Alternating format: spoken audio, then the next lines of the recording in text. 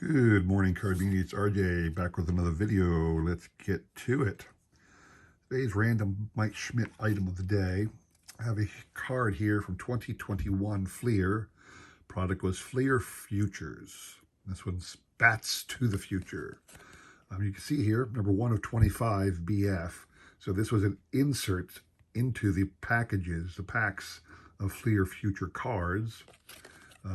25 people who were big sluggers, past and present at the time. And of course, you can see the way the card is built back in the late 90s, early 2s. They'd leave a space in this region because they were going to do something. And sure enough, what they did, because it's Bats to the Future, they slapped in a piece of bat right there, printed here, authentic game-used bat. And this one was obviously a piece of game-used bat of Mr. Schmidt. So you get your insert set along with the relic parallel version. All these players. So that is my random Mike Schmidt item of the day.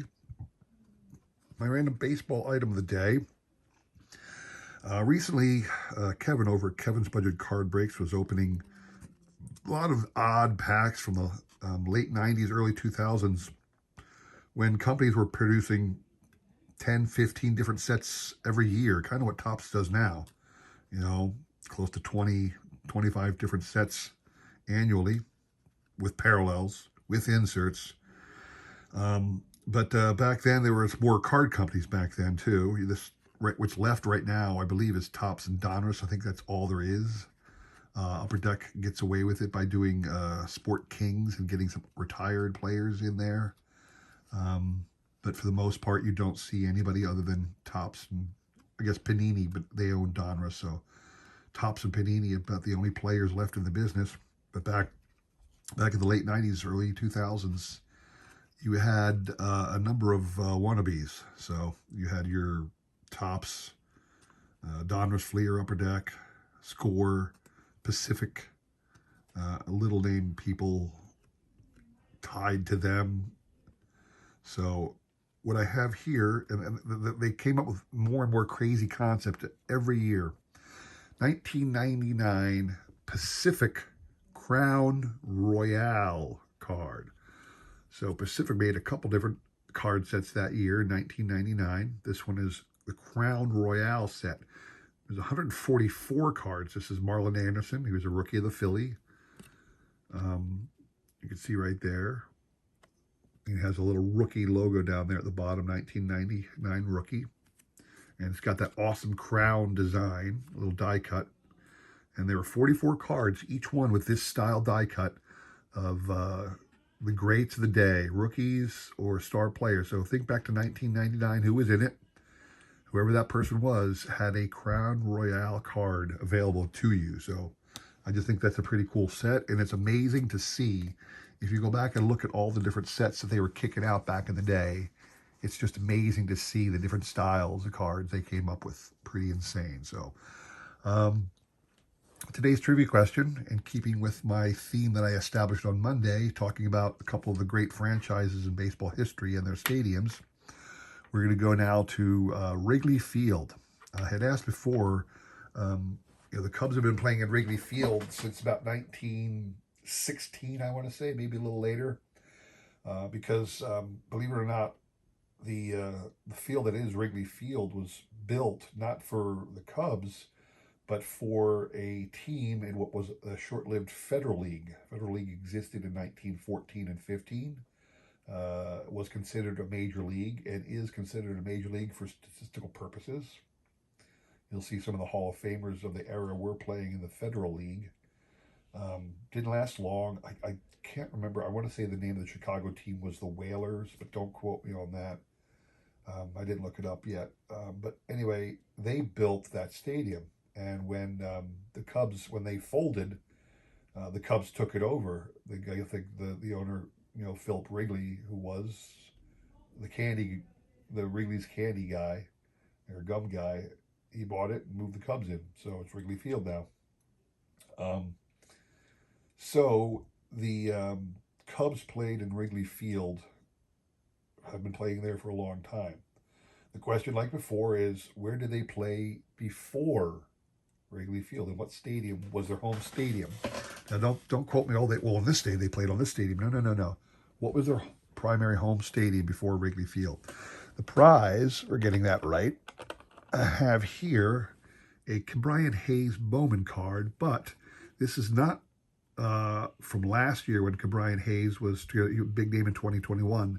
This is a 2020 Bowman Prospects Chrome Mojo Refractor of Brian Hayes. So this was a pre-rookie card, so to speak, from Bowman Prospects, the Chrome version from 2020. It's even a year before last year, so I think that's a pretty cool prize. If you could email me the correct answer to that question, where did the Cubs play before Wrigley Field?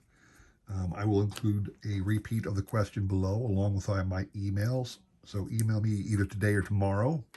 And on Sunday, we'll draw from the winning entries, or from the correct entries, to see who's going to win that cool Brian Hayes card. All right? Hope you enjoy that. Today, what I want to show off is a quick thing because I'm not sure how to show it off very well. I'm going to move my bobblehead guy out of the way here so I can set this down a little bit. Have here something the wife picked up for Father's Day. It is a baseball history told through the Washington Post of the Philadelphia Phillies. And she got it monogrammed for me. Look at that. Look at that. And essentially you can tell what it is. If you open it up, it's going to be reprints of Washington Post cover stories about the Phillies. There you go. The 2018. I mean, I'm not going to go through them. You know, there's, thanks for that. You know, the Joe Carter home run, not a fan. There's Mitch Williams jumping after we got to the World Series, beat the Braves in the playoffs. So there's a whole bunch of things in here. Mike Schmidt retires. Look at that right up the top there. So it's just a great book.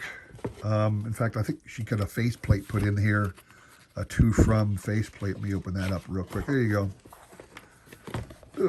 Come across there. Look at that.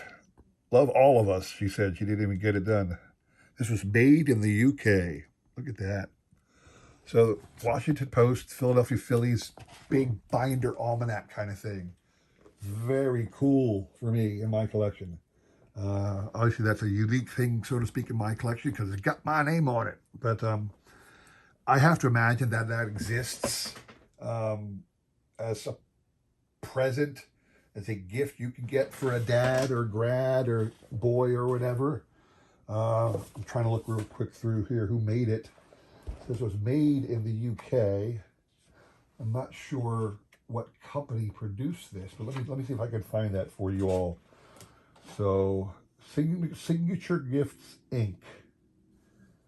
It says Signature Gifts Inc. Made in the UK. So I guess she was just Googling one day, trying to find something cool to give me, and she found this.